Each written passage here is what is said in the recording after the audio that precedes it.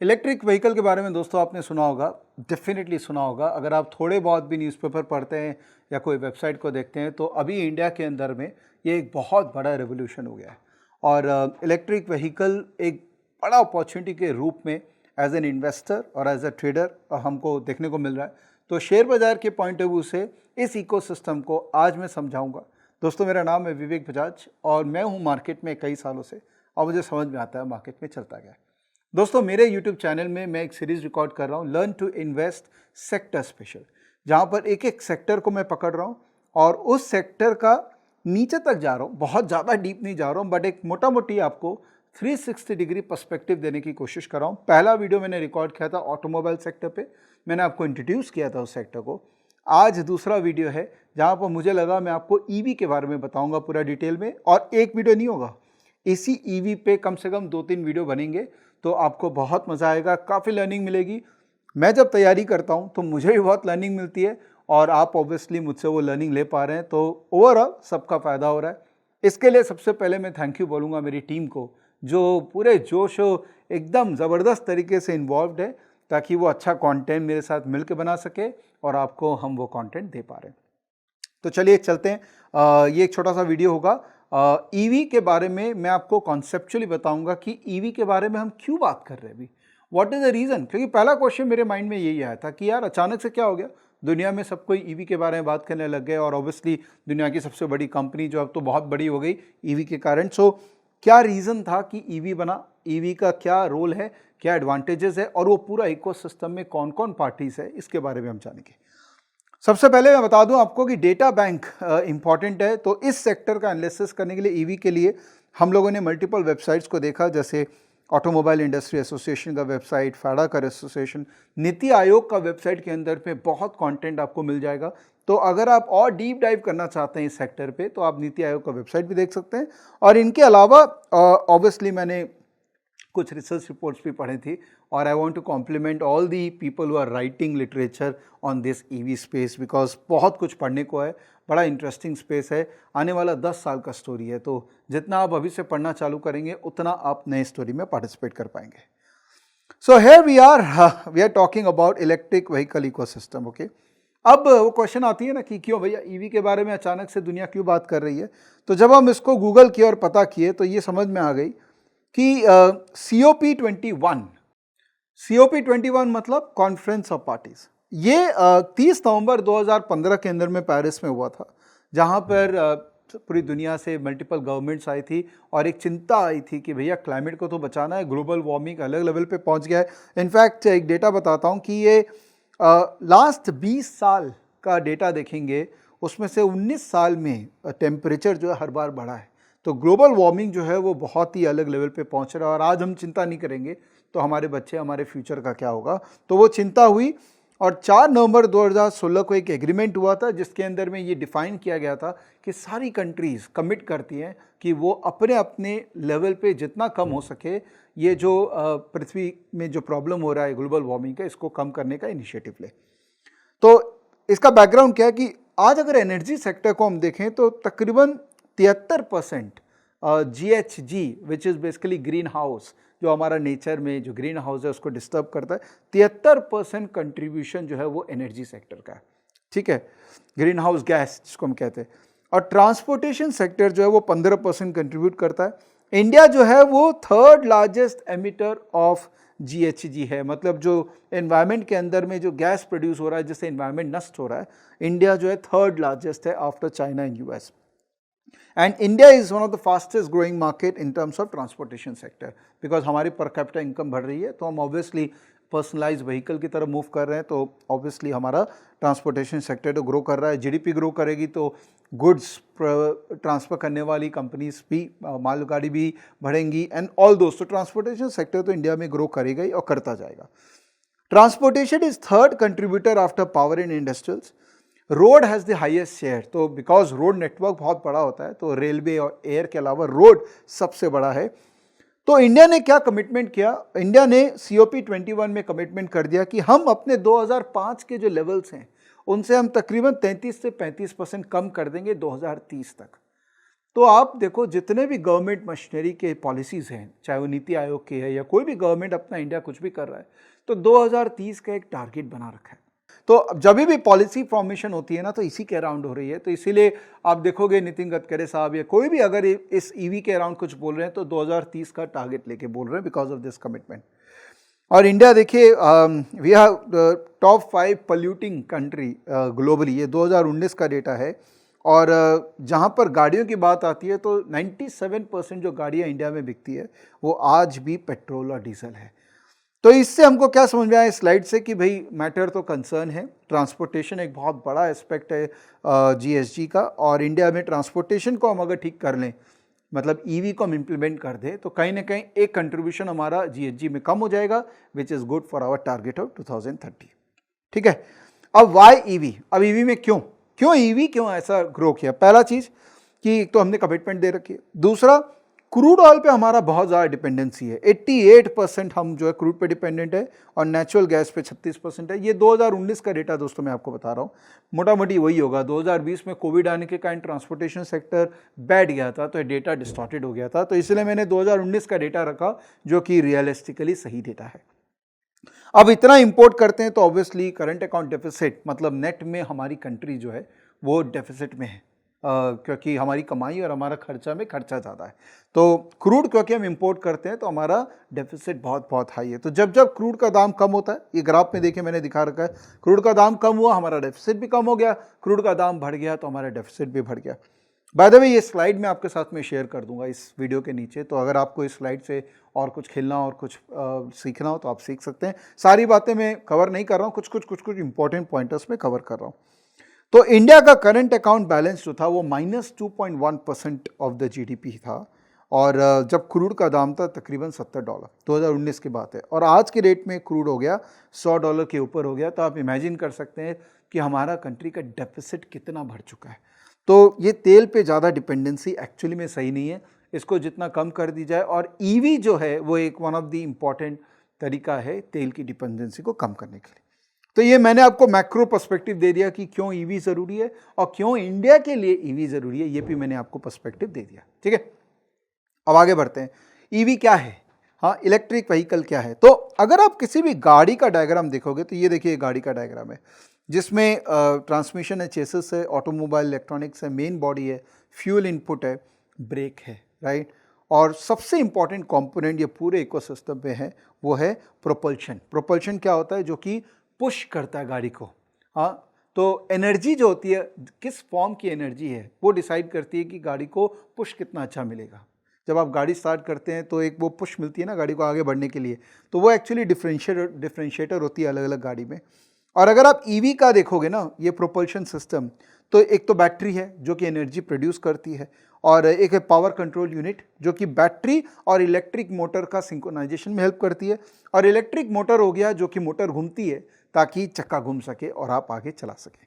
तो बहुत ही simple raw form में गाड़ी का स्ट्रक्चर देखिए ऐसा ही होता है, खाली इसमें क्या हो गया, बैटरी होने से एक अलग तरीके का इंटेंसिटी ऑफ पुश है। बैटरी जनरली कम इंटेंसिटी होती है, डीजल और पेट्रोल की इंटेंसिटी हाई होती है, और इनोवेशन उसी में चल रहा है कि कैसे वो इंटेंसिटी को हम डीजल और पेट्रोल की गाड़ी के साथ में मैच कर सकें। ईवी कितने तरह के होते हैं? तो 3 ब्रॉडर टाइप की ईवी व्हीकल्स होते हैं। पहला battery electric vehicle. Battery electric vehicle मतलब पूरी तरीके से वो बैटरी से ही चलती है, और बैटरी को आपको चार्ज करते रहने पड़ेगा पीरियडिकली। जैसे गाड़ियों में महिंद्रा E20 बहुत ही पुरानी गाड़ी है, और मेरी जनरेशन ने तो उसको देखा है। तो अभी तो क्या है, टाटा नेक्सॉन जो फेमस हो रखी है वो आ गई है, फिर हुंडई का कोना इलेक्ट्रिक है। तो इन लोगों ने बनाई है, वो पूरी इलेक्ट्रिक है, जो कि एक्सटर्नल बैटरी के चार्ज से बनती है। दूसरा हो गया HEV, मतलब हाइब्रिड इलेक्ट्रिक। हाइब्रिड इलेक्ट्रिक बड़ी इंटरेस्टिंग है। ये क्या करती है कि चलती है नॉर्मल ईंधन से, नॉर्मल एनर्जी से चलती है, और जब जब ब्रेक लगता है, हाँ, इसमें इसका सिस्टम क्या है, generates electricity to recharge the battery from the braking system. तो जब जब गाड़ी में ब्रेक लगता है, एक फ्रिक्शन क्रिएट होता है, उससे बैटरी चार्ज हो जाती है। तो वो हाइब्रिड हो गया। जैसे टोयोटा कैमरी बहुत फेमस है हाइब्रिड में, फिर टोयोटा प्रायस, वोल्वो XC90 एक्सेट्रा एक्सेट्रा। तो ये गाड़ियाँ काफ़ी टाइम से चल रही हैं और अच्छा कर रही हैं। और तीसरा हो गया PHEV, मतलब plug in hybrid electric vehicle, जिसके अंदर में हाइब्रिड है बट साथ साथ में प्लग इन चार्ज है। पहले वाले में क्या था, ब्रेक पे चार्ज होता था, और अभी हो गया हाइब्रिड चार्ज, मतलब आप पेट्रोल या डीजल से चला रहे हैं, साथ साथ में आप हाइब्रिड चार्ज भी कर रहे हैं। तो ज़्यादातर अभी जो एफर्ट जा रहा है वो फुल्ली इलेक्ट्रिक की तरफ जा रहा है, बिकॉज उसके अंदर में अगेन बाहर के ईंधन की रिक्वायरमेंट कम है। अब अपने बात करते हैं स्ट्रक्चर ऑफ द इंडस्ट्री का। तो अगर मैं इंडस्ट्री इकोसिस्टम को डिवाइड करूं तो ये मोटा मोटी 4 भाग में डिवाइड हो जाएगा। Chemical, battery and ancillary manufacturers, vehicle manufacturers, charging infrastructure और रेगुलेशंस एंड लेजिस्लेटिव बॉडीज, ये पूरा इकोसिस्टम है। देखिए इसमें चार्जिंग का बहुत बड़ा रोल है, और इसीलिए कई ऐसी कंपनीज है जो चार्जिंग पे फोकस कर रही है, वो बहुत अच्छा कर रही है। सो आज के प्रेजेंटेशन के अंदर में कवरेज क्या है, 1 2 3, आज हम 1 2 3 की बात करेंगे, 4 5 6 कोई और वीडियो में बात करेंगे। एक हो गया केमिकल, बिकॉज अल्टीमेटली केमिकल ही जो है वो बैटरी प्रोड्यूस करती है, और भी बहुत कुछ प्रोड्यूस करता है, उसका बहुत बड़ा रोल है। बैटरी मैन्युफैक्चरर्स, एंड तीसरा हो गया ऑटोमोबाइल मैन्युफैक्चरर। आज 2 व्हीकल, 2W और 3 व्हील व्हीकल देखेंगे। फिर नेक्स्ट वीडियो में मैं आपको बताऊंगा 4 व्हीलर का, फिर सॉफ्टवेयर का, बिकॉज सॉफ्टवेयर का बहुत बड़ा रोल है, because ultimately these are all indigenous cars. And 6th is the charging infrastructure. ठीक है, तो केमिकल एंड बैटरी मैन्युफैक्चरर, ये अगर मैं पूरे इंटायर डिस्कशन में अगर मैं किसी चीज़ को बहुत ज़्यादा इंपॉर्टेंस दूंगा तो वो इसको दूंगा, बिकॉज अल्टीमेटली इलेक्ट्रिक व्हीकल का पूरा इकोसिस्टम में इसका सबसे बड़ा रोल है। तो battery plays a vital and the core role in the EV ecosystem. ठीक है, तो बैटरी किस तरह की आती है, तो आपको याद होगा, आपके पास गाड़ी होगी तो आपको पता होगा कि बैटरी लगती है, और वो बैटरी में हमको पानी डालना पड़ता था पहले, आजकल तो नहीं डालना पड़ता है, और वो बैटरी जनरली लेड की बैटरीज होती है, ये पुराना सिस्टम है। जो ईवी की बैटरीज है ये लिथियम आयन बैटरीज है। लिथियम एक तरीके का नेचुरल रिसोर्स है, तो lithium ion batteries namely lithium iron phosphate, lithium cobalt oxide and nickel cobalt manganese. निकल का भी इसमें बहुत बड़ा रोल है। इनफैक्ट मैं आपको बताऊंगा बाद में कि कैसे लिथियम से अब लोग निकल से और भी अभी कुछ करने के जा रहे हैं, बिकॉज अल्टीमेटली जितना ज़्यादा R&D बैटरी पे होगा उतना एफिशिएंसी ईवी इकोसिस्टम में आएगा। ठीक है ना। बैटरी में ये सब क्यों यूज़ होता है, बिकॉज इनका एनर्जी डेंसिटी थोड़ी हाई होती है, क्योंकि ये कैरी कर पाते हैं एनर्जी को काफ़ी टाइम तक, और कम वेट होता है। तो गाड़ी अगर आप बना रहे हैं तो वेट कम रखना पड़ेगा, बिकॉज ज़्यादा भारी कर दिया गाड़ी तो स्पीड भी कम हो जाती है, और ऑब्वियसली ड्राइविंग एक्सपीरियंस उतना अच्छा नहीं होता है। तो बैटरी ज़्यादा भारी नहीं चाहिए, तो ये सब मेटल्स, ये सब नेचुरल रिसोर्सेज यूज़ होते हैं भारी को कम करने के लिए। Battery accounts for 40% of the cost of EV. तो यही बात चल रही है चारों तरफ कि यार इस 40% को 15, 16, 20% में कैसे लाया जाए, क्योंकि अगर ये कॉस्ट कम हो गया तो ईवी अफोर्डेबल हो जाएंगे, और अफोर्डेबल हो जाएंगे तो ऑब्वियसली फिर आप क्यों पेट्रोल और डीजल वाली गाड़ी खरीदेंगे। हमको भी थोड़ा ना अच्छा लगता है कि पोल्यूशन करे, बट क्या करें, जो है वही लेना पड़ेगा। ये मोटा मोटी एक स्ट्रक्चर है बैटरी का। इस पर डिटेल में नहीं जाऊंगा बिकॉज टेक्निकल हो जाएगा, गूगल कर लीजिएगा, बहुत इंटरेस्टिंग सब्जेक्ट है। कुछ नहीं तो कम से कम आपको इसका नॉलेज हो जाएगा, तो आप अपने यार दोस्तों के साथ बैठ के बात करेंगे तो आपको लोग नॉलेजेबल समझेंगे, है ना। सो केमिकल और बैटरी पे कंटिन्यू करते हैं। LFP which is lithium iron phosphate और LCO which is lithium cobalt oxide, ये वेरिएंट जो है वो थोड़े लो डेंसिटी के होते हैं, तो वो लो एनर्जी वाले होते हैं वीजावेज निकल वाले। निकल वाले कौन से, निकल कोबाल्ट मैंगनीज और nickel cobalt aluminium oxide. Tesla जो है वो दुनिया की सबसे बड़ी ईवी कंपनी ऑलमोस्ट है, तो वो निकल कोबाल्ट एल्यूमिनियम यूज़ करती है, NCA। और जो BMW वगैरह उनकी भी इलेक्ट्रिक व्हीकल है वो लोग NMC यूज़ करते हैं। बेसिकली एम क्या है, पूरी इंडस्ट्री का एम दुनिया भर में ये हो रहा है कि ये कोबाल्ट जो है, जो एक्सपेंसिव भी है और उसका माइनिंग प्रोसेस थोड़ा सा हैजार्डस ज़्यादा, लोग क्वेश्चन कर रहे हैं कि इसको ज़्यादा माइन मत करिए, इसका यूटिलिटी को कम किया जाए और उसका जो प्रॉक्सी है उसको लाया जाए। प्रॉक्सी कोड भी मैंगनीज, जो कि स्टेबल है और लार्जली अवेलेबल है। ये ग्राफ देखिए, ये हमने किसी रिपोर्ट के अंदर में से लिया था, फुल क्रेडिट जिन्होंने रिपोर्ट बनाया था। देखिए ये हो गया, पहला वाला हो गया कि अभी क्या चल रहा है, तो अभी लेड एसिड है, LCO, LFP, ये सब तरह के बैटरीज है। और अभी जो इनोवेशन हुआ है वो निकल वाले में ज़्यादा हुआ है, जिसमें कमर्शियलाइजेशन भी चालू हो चुका है। ये देखिए NMC 111, NMC 422, ये सब क्या बेसिस होता है, ये सब होता है कितना कंपोजिशन निकल है, कितना अदर मेटल, उसके अराउंड में ये बनता है। लिमिटेड कमर्शलाइजेशन में आ गया नैस और एलाई मेटल, और R&D जिस पे चल रहा है वो है जैसे for example solid state battery. Solid state batteries मतलब कि कोई लिक्विड नहीं है, सॉलिड स्टेट है, तो जो भी लिक्विड है वो जो एनर्जी को प्रिजर्व करती है उसको सॉलिड स्टेट में कन्वर्ट कर दे ताकि उसमें हैजर्डसनेस और रिस्क कम हो जाए। बिकॉज आपकी गाड़ी में जितना लिक्विड रहेगा जो कि एक फॉर्म ऑफ एसिड ही है, उतना आप रिस्क कैरी कर रहे हैं। तो इनोवेशन बहुत हो रहा है, और ध्यान रखिएगा जो कंपनी इनोवेशन पे फोकस करेगी ना, वो कंपनी बहुत लंबे दौर तक जाने वाली है। इसीलिए आप देखो ईवी के अंदर में जो जो लिस्टेड कंपनीज है जो इनोवेशन अराउंड काम कर रही है, उनके स्टॉक प्राइसेस में स्ट्रेंथ आपको कॉन्स्टेंटली नजर आएगा। तो कंपनीज की बात हो गई, तो चलिए कुछ कंपनीज की बात ही कर लेते हैं। तो heavy research and development ongoing to replace graphite with silicon as anodes in the battery, and introduces fluorides to cathodes to store more ion in comparison to existing metals such as graphite। ये थोड़ा मेरे लिए technical था तो इसे मैंने लिख लिया यहाँ पे, क्योंकि मैं तो देखिए सीए बैकग्राउंड से हूँ, तो मुझे तो टेक्निकल नहीं समझ में आया, बट बेसिकली वो ये बोलना चाह रहा है कि अल्टीमेटली ये जो एफिशिएंसी बढ़ाना है और गाड़ियों का रेंज बढ़ाना है कि भाई इंटरसिटी गाड़ियां चल रही है तब तक तो ठीक है, बट एक शहर से दूसरा शहर अगर मुझे लेके जाना है तो रेंज बढ़ा चाहिए। तो ये सारे इनोवेशन, रिसर्च, डेवलपमेंट हो रहा है ताकि एफिशिएंसी भी बढ़े और रेंज भी बढ़ सके। और कंपनीज जिनका केमिकल बैकग्राउंड रहा है, खासकर लिथियम के अंदर में, लिथियम बेस के अंदर में, उनको बहुत बड़ा फायदा हुआ क्योंकि वो इनोवेशन में पार्टिसिपेट कर पा रहे हैं। जैसे नियोजेन केमिकल्स एक लिस्टेड कंपनी है, तो ये लिथियम सॉल्ट्स के अंदर में काफ़ी बड़ा काम कर रहे थे और इलेक्ट्रोलाइट्स भी मैन्युफैक्चर करते थे। अब ये लिथियम बैटरीज में घुस गए। जैसे गुजरात फ्लोरोकेमिकल्स है, इनका डिमांड, इनके जो प्रोडक्ट का डिमांड है वो काफ़ी बढ़ गया बिकॉज ऑफ ईवी बैटरी का वर्किंग, तो इनको फ़ायदा हो गया और ये भी अब बैटरी के अंदर में। इनफैक्ट आप एक चीज़ देखा है मैंने कि जो भी कंपनी, केमिकल कंपनी कुछ भी बैटरी का कंपोनेंट बना रही थी, वो धीरे धीरे बैकवर्ड फॉरवर्ड इंटीग्रेशन करके बैटरी में जा रही है।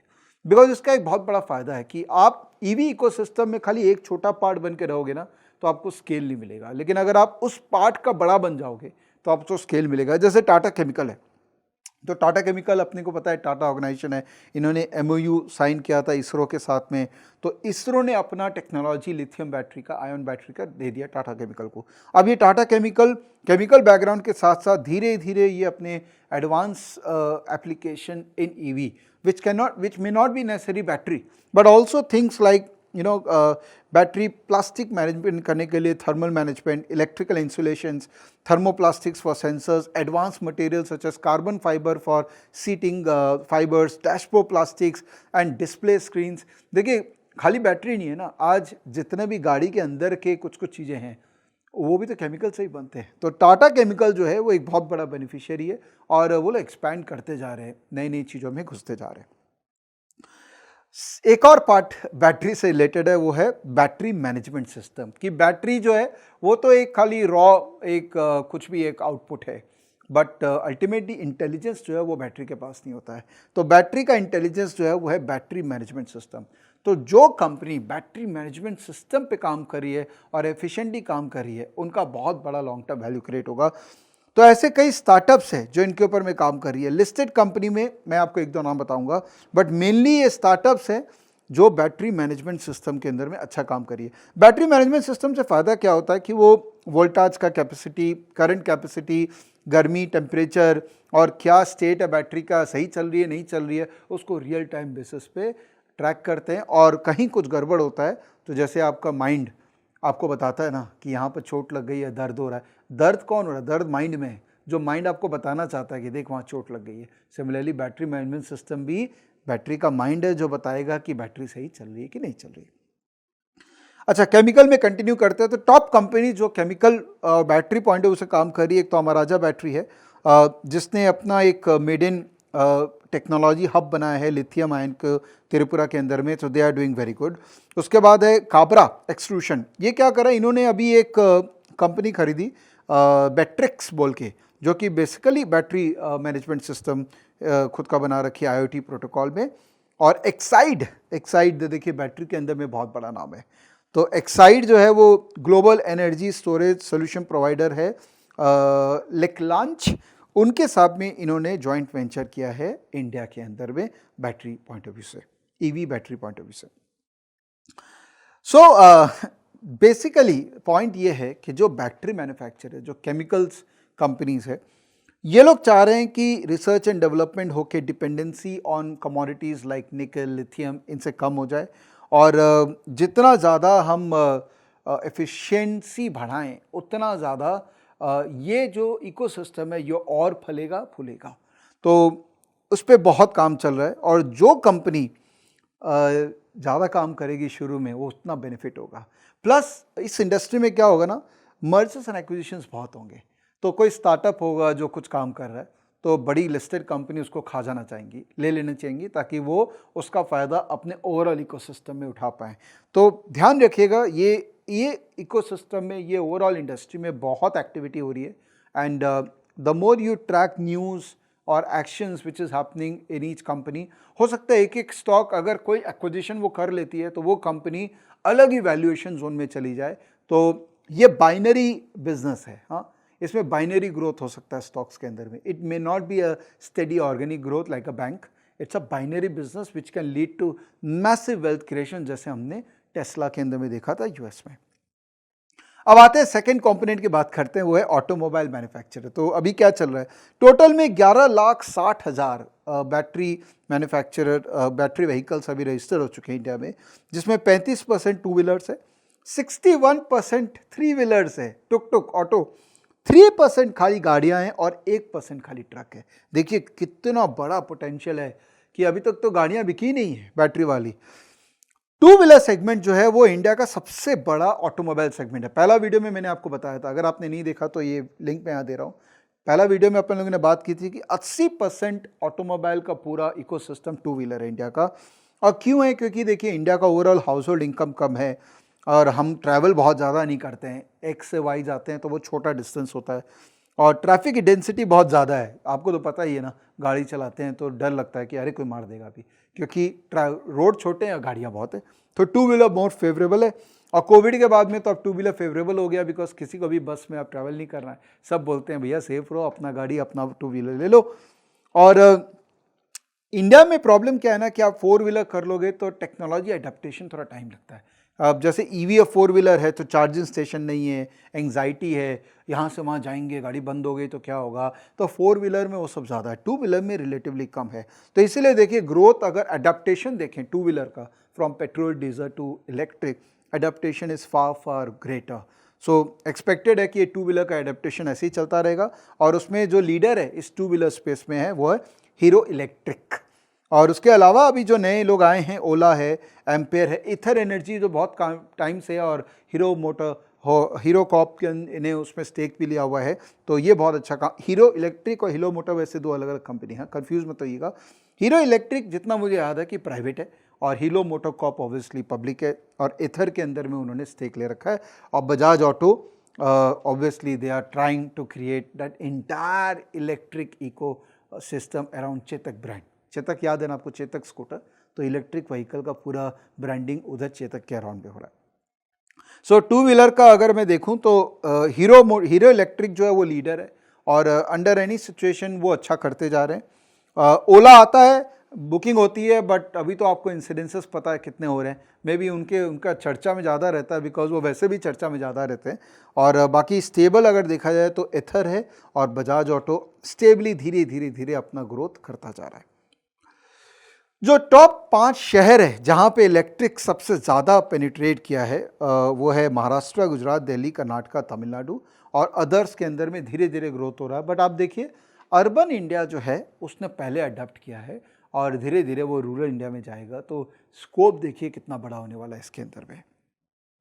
अब फटाफट थ्री व्हीलर की बात करते हैं। तो थ्री व्हीलर के अंदर में टुक टुक ऑटो सबसे ज़्यादा ग्रोथ पेनिट्रेशन इसी का ही होता है। क्यों होता है, क्योंकि आज हमको सपोज मेट्रो से घर जाना है तो पहले वो डीजल और पेट्रोल वाली ऑटो थी, अब वो टुक टुक आ गई है, या पहले हाथ से चलता था रिक्शा होता था वो हट गया, अब टुक टुक आ गया है। इनका जनरली स्पीड बहुत छोटा सा ही होता है, ज़्यादा नहीं, 10 किलोमीटर 20 किलोमीटर पर आवर का स्पीड होता है इनका। लास्ट माइल कनेक्टिविटी के लिए बहुत अच्छा होता है। कॉस्ट ऑफ मेंटेनेंस काफ़ी कम है, खाली 80% कॉस्ट ऑफ मेंटेनेंस कम है विजा विज अदर पेट्रोल व्हीकल्स, और चीपर है और पेडलिंग नहीं है, तो it's actually favourable for the driver also. नहीं तो पहले बेचारे वो साइकिल रिक्शा वाले पाँव में चलाते थे तो कितनी तकलीफ होती थी। तो एक फ़ोटो भी मैंने आपको दे रखी है, कलकत्ता में बहुत दिखती है, धीरे धीरे ये भी दिखना कम हो गया अब, है ना। सो आई मीन इस पे देखा जाए कैटेगराइजेशन तो ई ऑटो, ई रिक्शा और गुड्स कैरियज है। ई रिक्शा जो है 25 किलोमीटर पर आवर का स्पीड होता है, ई ऑटो जो है 60 किलोमीटर का, और जो गुड्स कैरियज जो है वो है 100 किलोमीटर पर आवर के हिसाब से, ठीक है।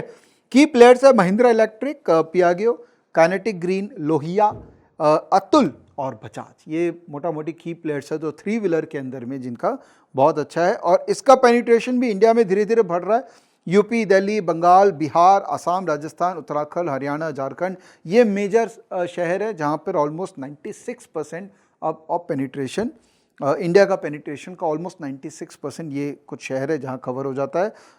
देखिए मेजर रीज़न यही था कि मेट्रो जहाँ जहाँ बनेगा वहाँ वहाँ इसका पेनिट्रेशन बढ़ेगा, और जहाँ जहाँ थोड़ा पर कैपिटा इनकम चैलेंजिंग होगा वहाँ पर इसको एक कॉस्ट इफेक्टिव कम्यूटेशन माना जाता है वीज़ा विज़ बसेस वगैरह जो कि काफ़ी क्राउडेड हो चुके हैं। तो that is one thing, and number of unit sold भी काफ़ी कंसिस्टेंटली CAGR ग्रोथ है 3 व्हीलर के अंदर पे। अब बात आती है 4 व्हीलर और एक्सेल। तो जैसे मैंने कहा था कि अब नेक्स्ट वीडियो में, क्योंकि होमवर्क हम लोग कॉन्स्टेंटली कर रहे हैं, तो नेक्स्ट वीडियो के अंदर में 4 व्हीलर की बात करेंगे और बाकी जो कंपोनेंट है ये इकोसिस्टम की उसकी बात करेंगे, ताकि ये EV इकोसिस्टम का आपको एक अंडरस्टैंडिंग मिल जाए और आप भी लोगों से बात कर पाएँ EV के बारे में।